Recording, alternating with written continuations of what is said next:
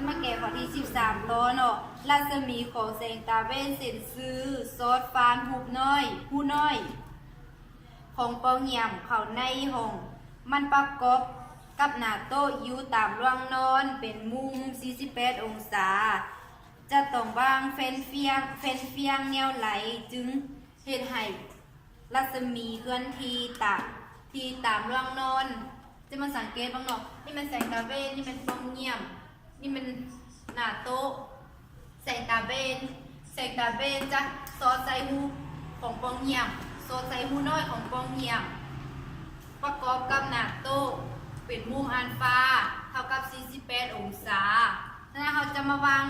เบนเฟียงจะส่องหาเบตาว่ามันจะเท่ากับเท่าไหร่อิงตามกฎเกณฑ์สะท้อนแสงมุมฮอดเท่ากับมุมสะท้อน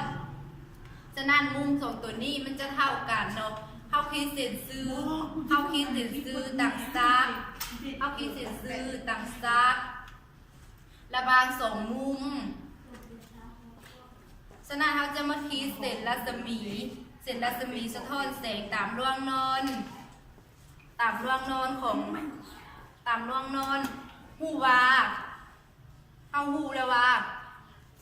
อัลฟาเท่ากับส่งเบตาถอนเอาเบตาเท่ากับอัลฟาส่วนไฮสองเท่ากับ48องศา